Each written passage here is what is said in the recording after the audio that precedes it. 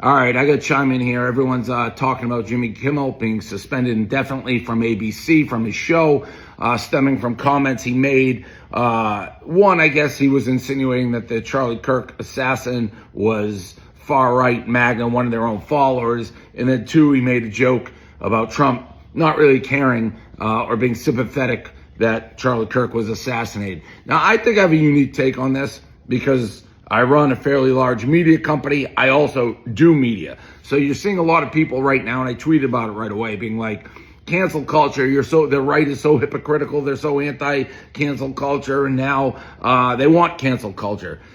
To me, this is not cancel culture at all. Like, what cancel culture is when you don't like somebody, say me, and then you're like, we want to get rid of Dave. So we're going to comb through everything Dave has said for the past 20 years, and we're going to find things we don't like that don't fit in this time period or whatever. Not just me, anybody. But that's cancel culture. Digging through old tweets, videos, things said to get rid of a person. Your goal going in, it's like, I'm going to get rid of this person I don't like, and I'm going to dig up everything that this person has done their entire life and find some smoking guns and put pressure on people to get rid of them.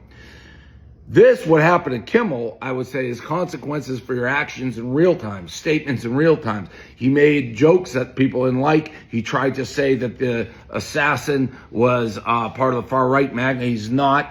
And then Sinclair Communications was like, this is garbage. Our people that we, in our markets, they don't want to see this. We're preemptively pulling them off the air, kind of forced ABC's hand. Now, this is not a free speech issue to me. I've always said to our employees, listen, you guys can say whatever you want on your personals. You can do this, but your speech has consequences.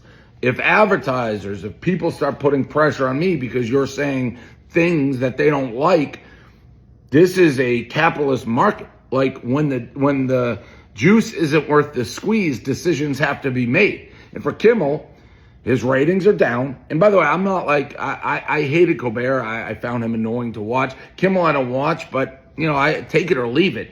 But his ratings are clearly down. He's making a ton of money. He's creating clearly headaches for ABC, and the affiliate then drops him. To me, this is like a business. He's not a journalist. This isn't freedom of the press. He's not reporting, digging. He's telling jokes. He's a comedian. He works for somebody else.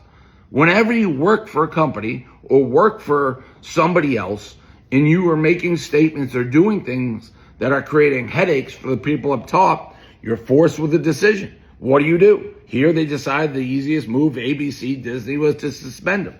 For example, when Penn bought Barstool Sports, one of the things we agreed upon, one of the guardrails, one of the things I had to agree when we did the deal is that I and Barstool would not make fun of politics and government employees because the government controlled the gambling licenses and they didn't want to create headaches trying to get these licenses. So I agreed to that.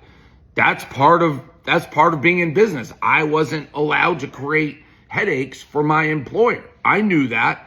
And if I did make fun of, let's say, the Massachusetts gambling regulators, who are the worst people on earth, and trust me, with every fiber of my bone being, I want to make fun of, I would have gotten fired or in trouble. And I wouldn't have been like freedom of speech. I would have known this is what I signed up for. I'm creating more headaches for my employers than benefit that I'm bringing.